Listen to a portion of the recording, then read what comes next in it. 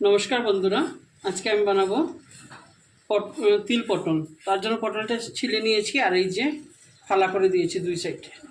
আর এখানে তিল নিয়ে নিয়েছি 3 চামচ আর 3টা লঙ্কা নিয়ে নিয়েছি, কাঁচা লঙ্কা। এখন গ্রাইন্ড করে নেব একটু জল দিয়ে। তেলটা গরম করে নিয়েছি, এখন পটলগুলো ভেজে নেব।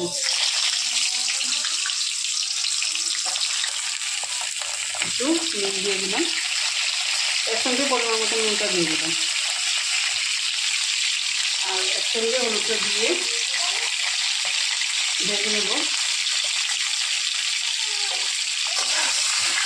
কম আঁচে রেখে ঢাকা দিয়ে সুন্দর করে ভেজে নেব। দেখুন পটলটা কম আঁচে ভাজা হয়ে গেছে। এখন কাঁচা লঙ্কা আর যে তিল বেটে রেখেছিলাম, সাদা তিল কালো তিল দিয়ে করা যায়, কিন্তু সাদা দিয়ে করলে ভালো লাগবে, নাহলে কালো কালো হয়ে যাবে। দিয়ে ভালো মতো একটু কষিয়ে নেব, দিয়ে দিলাম। এখন কম আছে, আস্তে আস্তে হবে। এই দেখুন বন্ধুরা, তেলটা ছেড়ে দিয়েছে আর আমার পটলটাও সিদ্ধ ভালো মতো হয়ে গেছে। এখন তিল পটলটা রেডি হয়ে গেছে, এখন নামিয়ে নেব। এই দেখুন বন্ধুরা, যদি ভালো লাগে অবশ্যই একবার ট্রাই করবেন, লাইক করবেন, শেয়ার করবেন, সাবস্ক্রাইব করবেন। Thank you.